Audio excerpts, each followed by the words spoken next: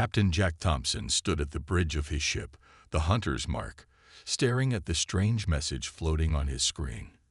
He read it 3 times to make sure he wasn't seeing things. The Galactic Council, the most powerful group in the known universe, had invited humans to compete in the Great Hunt. "They must be joking," he muttered, running a hand through his graying hair. The message was real enough, complete with the Council's golden seal and official markings. In his 15 years of space exploration, he had never seen anything like it. The door to the bridge slid open with a soft hiss. Tom walked in, his worn boots making quiet sounds on the metal floor. The ship's best tracker and survival expert looked over Thompson's shoulder at the screen. "Well, that's new," Tom said, crossing his arms. "The mighty aliens finally noticed us, huh?" Anna joined them moments later.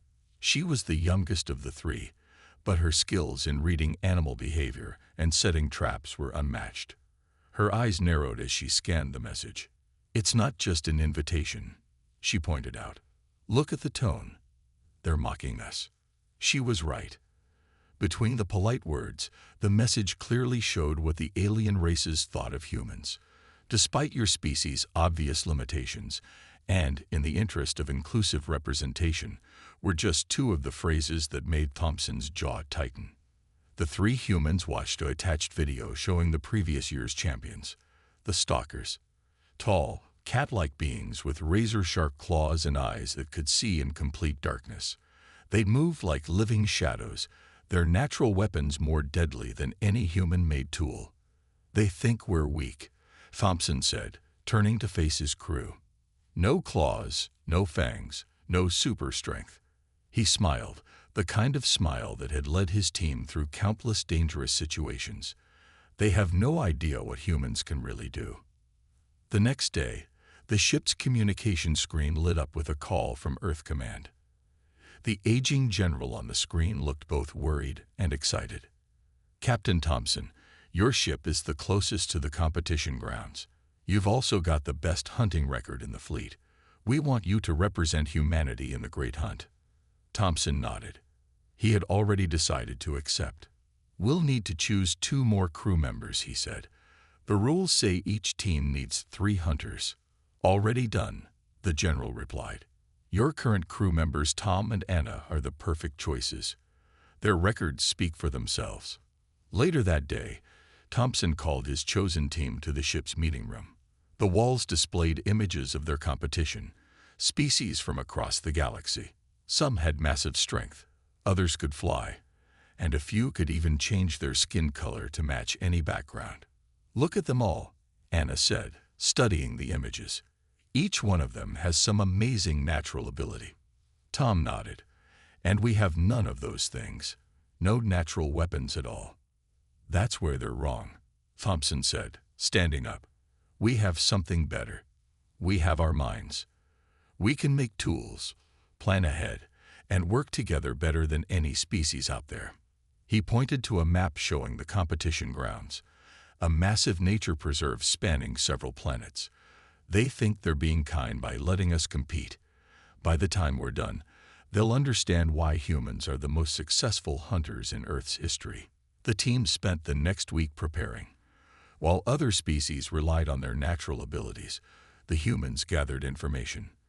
They studied the environments they might face, the possible prey they might hunt, and the strengths and weaknesses of their competitors.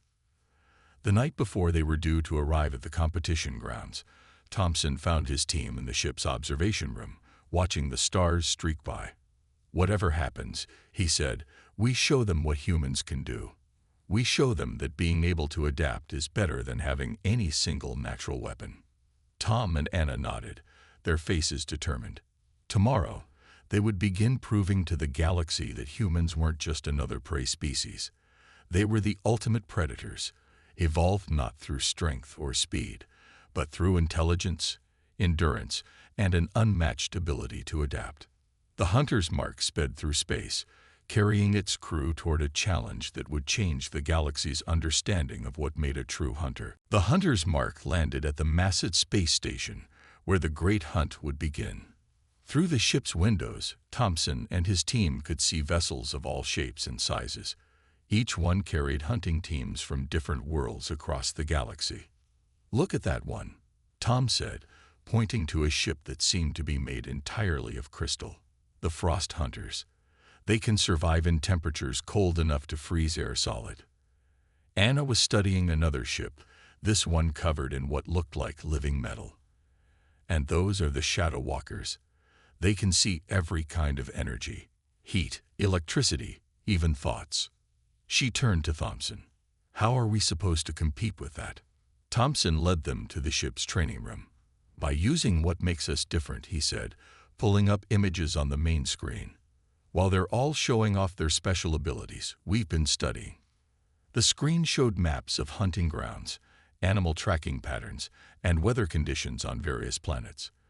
For the past week, the human team had been preparing in their own way, not by practicing their natural weapons, but by learning everything they could about their prey and the environments. Their first test came sooner than expected. At the welcome ceremony, a tall stalker approached their group. His black fur seemed to swallow the light, and his yellow eyes glowed with mockery. "So these are the humans," he purred, walking around them in a circle. "No claws, no enhanced senses, not even proper night vision." He leaned close to Thompson. "Are you sure you're in the right place? The prey gathering is on the lower levels." Thompson met the alien's gaze calmly. "We'll see who's prey when the hunting begins," he said. Several other aliens had gathered to watch, their various forms casting strange shadows in the station's light. Back in their assigned quarters, the team unpacked their gear. While other species relied on natural weapons, the humans had brought tools. Ropes, knives, basic medical supplies, and most importantly, their tablets filled with information. "They think we're weak because we need tools," Tom said, checking his hunting knife. "They don't understand that making tools is our strength." Anna was going through the data they'd collected. "Look at this." She called the others over. "Every species here hunts the way their bodies evolved to hunt. The stalkers are ambush predators. The Frost Hunters wear their prey down in cold environments. The Shadow Walkers use their energy sight to track. But humans," Thompson added, "we can hunt any way we need to. We can track, ambush, chase, or trap. We adapt our method to whatever works best." They spent the next day observing their competition. While other teams practiced fighting or showed off their abilities, the humans watched and learned.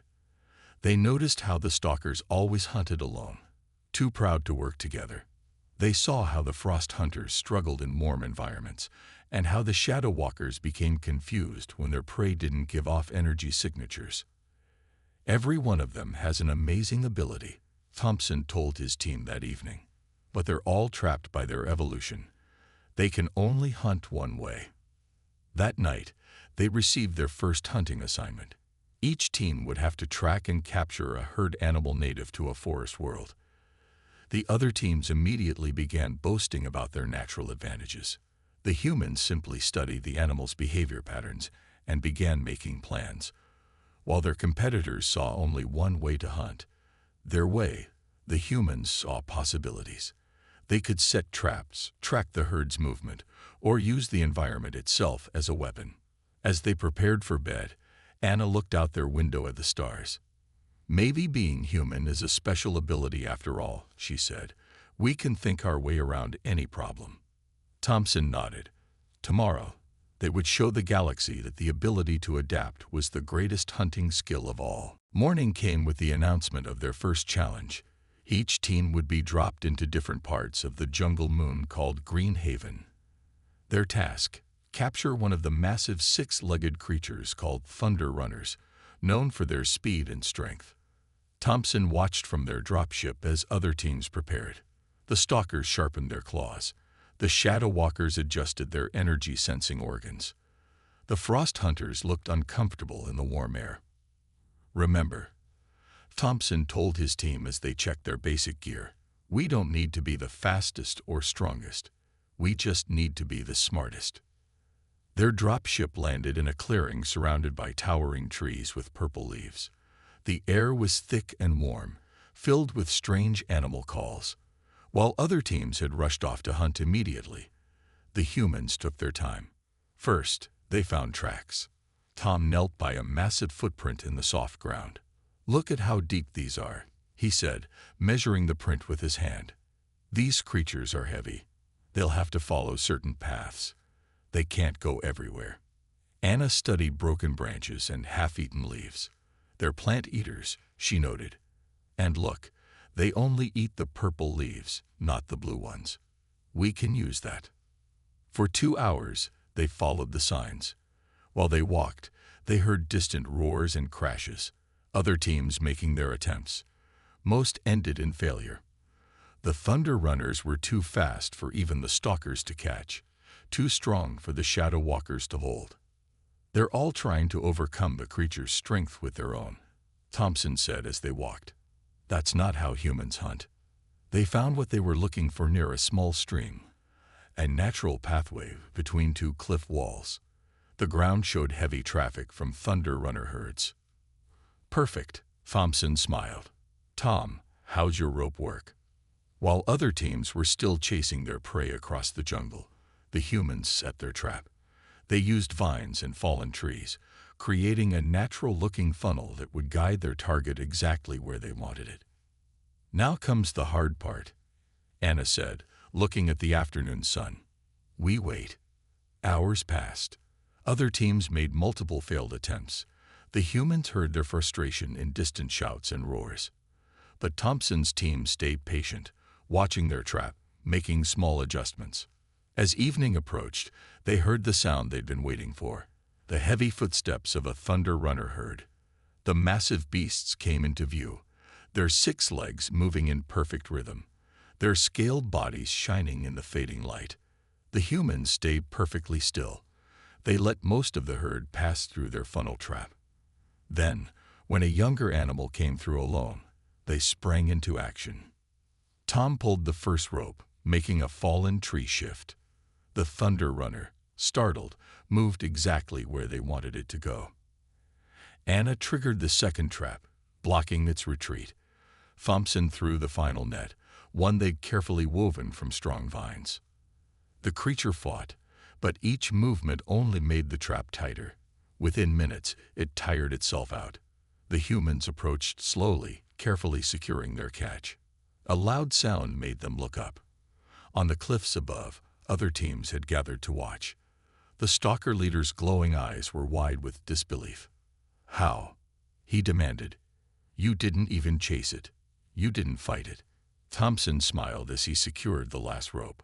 "That's because we're not ambush hunters like you, or pursuit hunters like the others. We're humans. We use our minds to turn the environment itself into our weapon." As they led their captured Thunder Runner back to the collection point, they could hear the whispers from above. These strange, tool-using creatures had succeeded where natural weapons had failed. The human team had completed their first task, but more importantly, they had shown the galaxy something new. There was more than one way to be a hunter. The competition had only begun, but already the other teams were starting to understand. Underestimating humans was a dangerous mistake. The success with the Thunder Runner had changed things. Other teams now watched the humans carefully, studying their methods. But the Galactic Council wasn't happy. The morning after their victory, they made an announcement that echoed through the space station. All technological hunting aids are now banned. The council leader's voice boomed. To ensure fairness, teams may only use their natural abilities and simple tools made from materials found in the hunting grounds. Thompson saw the stalker leader smile at this news. Most aliens thought this rule would hurt the humans most. After all, they relied on their tools and technology, didn't they? "They still don't understand," Tom said as they packed away their high-tech gear. "Making tools from anything around us is what humans do best." Their next challenge took place on a dense forest planet. Each team had to catch 3 different types of flying creatures that lived in the highest trees. The creatures were known for their poisonous bite and excellent vision.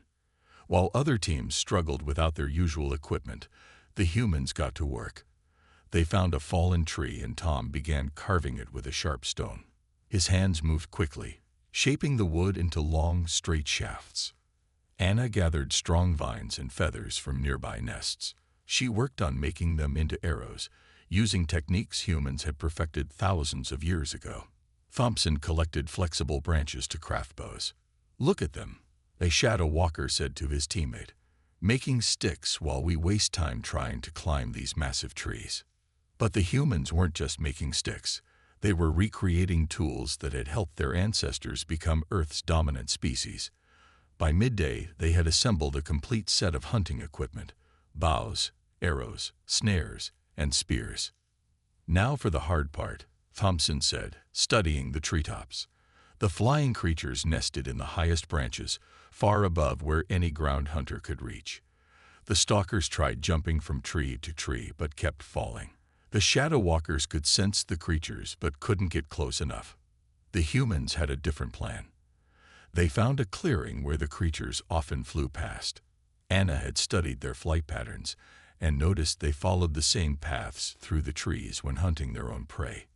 Tom set up simple platforms in the surrounding trees, using vines and branches to create stable perches. The team spread out, each taking a different position.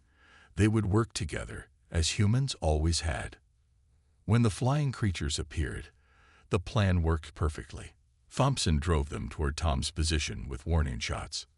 Tom forced them to fly lower by throwing small branches into their path. Anna waited below with their finest bow, taking careful aim. One by one, the creatures fell into their nets, caught by arrows that flew true despite being made just hours ago. The other teams watched in amazement as the humans, using tools made from simple wood and vine, accomplished what advanced alien technology could not. "How is this possible?" the stalker leader demanded. "You lost your technology. You should be helpless." Anna carefully secured their caught prey while Thompson explained. "Humans didn't become hunters because of modern technology," he said. "We became hunters because we learned to make tools from whatever we could find. It's not the tools that make us dangerous. It's our ability to make them." That evening, as the teams gathered to report their successes and failures, the council members whispered among themselves. The humans had not only survived the technology ban, they had thrived. Some aliens began to realize that there was more to these strange creatures than they had first thought. Back in their quarters, Thompson's team prepared for the next day. They knew the challenges would only get harder. But now they had proven something important. Humans didn't just use tools, they were tool makers. And that made all the difference. The fifth challenge brought them to a world of endless ice and howling winds. Even from orbit, Ice Peak looked deadly. Most of its surface was covered in white, broken only by jagged mountains and frozen seas. Finally, a real challenge for the humans, the Frost Hunter leader said, his crystal-like skin glinting. "Let's see how you survive without your precious tools in temperatures that freeze flesh solid." The challenge was simple but brutal. Survive for 3 days while hunting the massive ice lurkers, huge predators that live beneath the frozen surface. Each team had to catch one to advance. As they prepared to drop to the surface, Thompson gathered his team. "They think the cold will stop us," he said, wrapping pieces of animal hide from their previous hunts around their boots. But they forgot something. Humans lived through an ice age. The moment they landed, the bitter cold hit them like a wall. Other teams scattered, each seeking their prey in their own way. The Frost Hunters dove straight into the ice, perfectly at home. The Shadow Walkers tried to sense the heat signatures of their prey, but struggled with the extreme cold. The humans got to work immediately.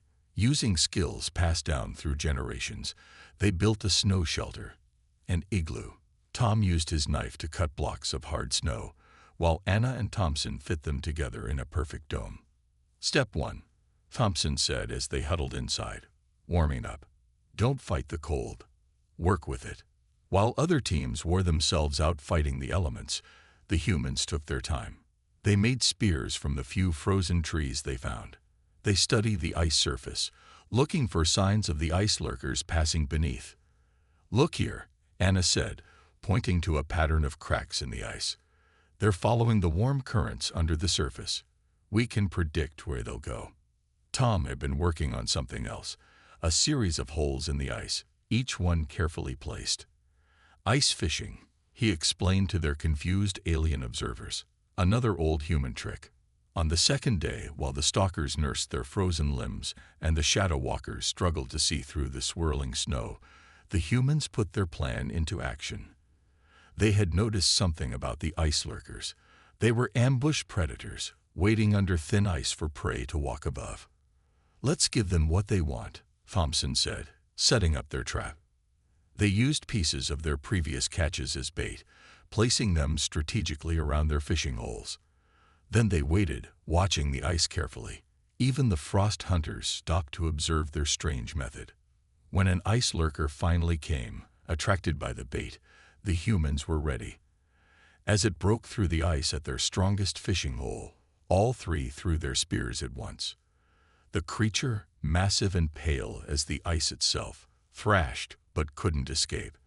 Working together, they pulled it out using ropes made from hide. The ice lurker was bigger than anything they'd caught before, but their plan had worked perfectly. The frost hunter leader watched in disbelief. His team had caught nothing, despite their natural advantage in the cold. "How?" he asked, his crystal skin dulled by frost. "How can you hunt in this cold without any natural protection?" "Because humans don't need natural protection," Thompson explained, securing their catch. "We adapt. We learn. We solve problems. That's how we survived on Earth, no matter what the weather threw at us." That night, as the teams gathered in their various shelters, word spread about the human success. They hadn't just survived the cold, they had thrived in it. Their shelter kept them warm, their hunting technique had worked perfectly. And most importantly, they had shown that they could adapt to any environment. In their igloo, the human team slept soundly, their caught ice lurker safely stored outside. Tomorrow would bring new challenges, but they had proven something important. There was no environment humans couldn't master. The final challenge was announced with great ceremony. Only 5 teams had made it this far: the humans, 2 stalker teams, 1 shadow walker team, and the frost hunters. But this hunt would be different from all others. "Your final prey," the council leader announced, "is the mimic." A hologram appeared, showing a creature that seemed to shift and change even as they watched. It can take any form, adapt to any environment, and learn from every failed attempt to catch it. No species has ever captured one alive. The teams were taken to a special hunting ground, an enclosed valley that contained every type of terrain they had faced before: jungle, ice fields, open plains, and dense forest. The mimic was already there, waiting. "Be careful," Thompson told his team as they prepared.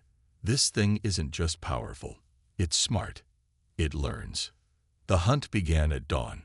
The stalker teams went first, trying to use their speed and stealth. They found what looked like tracks and followed them deep into the jungle. Suddenly, their prey appeared to be right in front of them, but it was a trap. The mimic had copied their own hunting style and used it against them. Both stalker teams were forced to withdraw, defeated by their own tactics. The shadow walkers tried next. They tracked the creature's energy signature through the forest, but the mimic learned to mask its energy output. Soon, the shadow walkers were chasing false signals everywhere. Exhausted and confused, they too had to give up. The frost hunters made their attempt in the ice fields. They tried to trap the mimic in the frozen terrain, but it adapted to the cold just as they had. It moved through the ice as easily as they could, using their own advantages against them. Thompson watched all of this carefully. While other teams rested between attempts, the humans never stopped observing. They watched how the mimic learned, how it adapted, how it used each species' strengths against them. "Look at that," Anna said, pointing to patterns in its behavior. "It's not just copying their abilities. It's improving them, learning from every encounter." Tom nodded. "It's doing what we do, adapting and getting better. But it's doing it faster. Then we don't fight it on those terms, Thompson said, a plan forming in his mind. We can't out-adapt something that adapts instantly. So we do what humans do best. We outthink it. They spent hours setting up their plan. Unlike the other teams, they didn't try to hunt the mimic directly.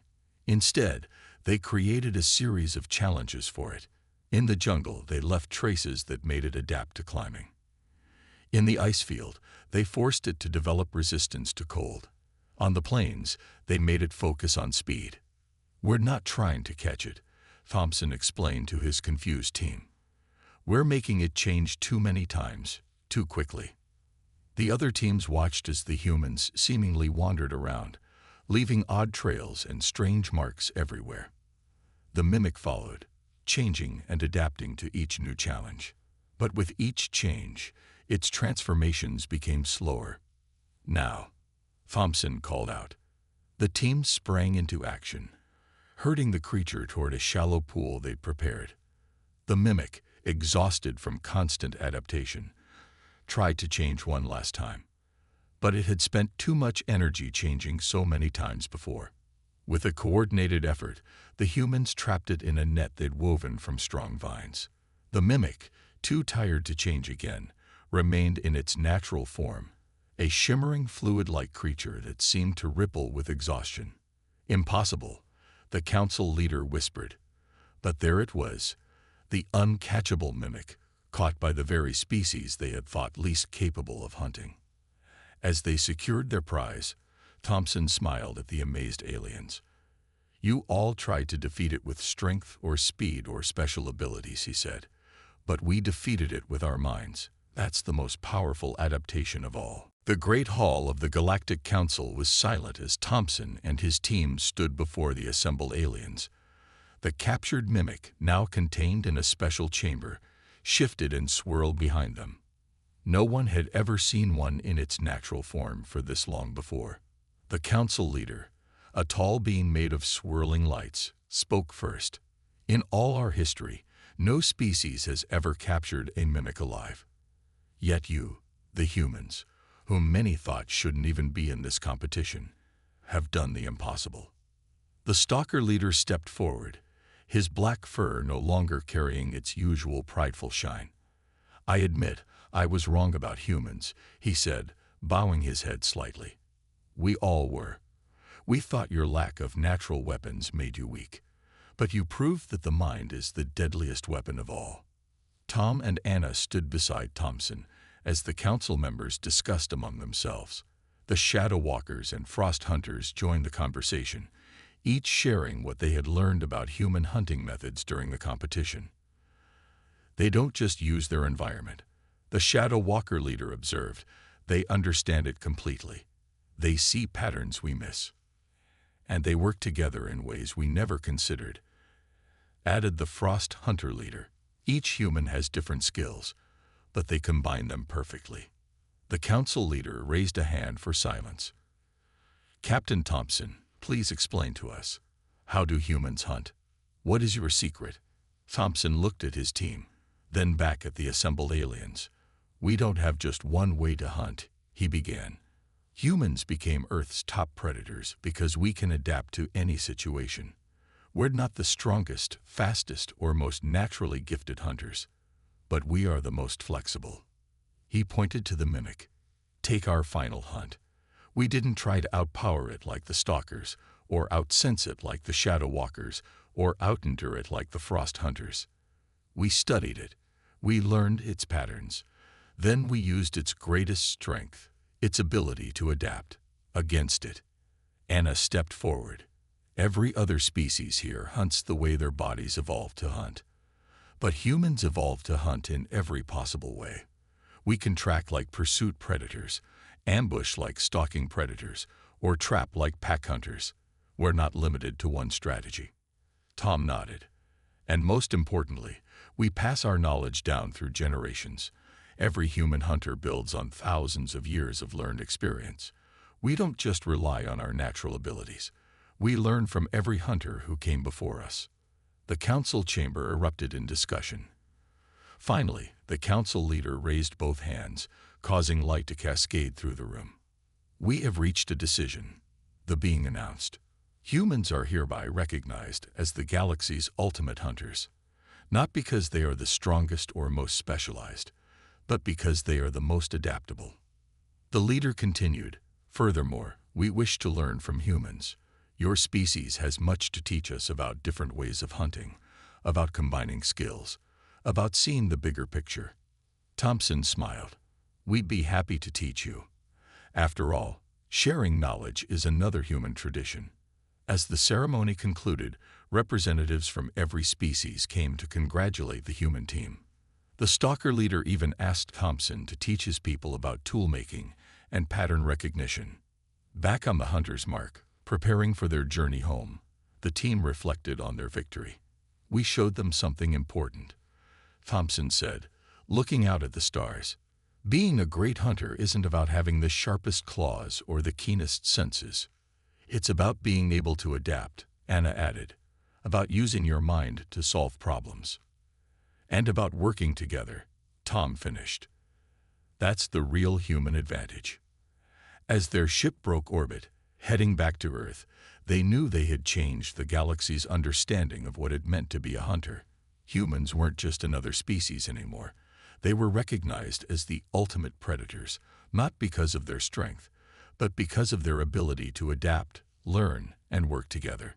The galaxy would never underestimate humans again.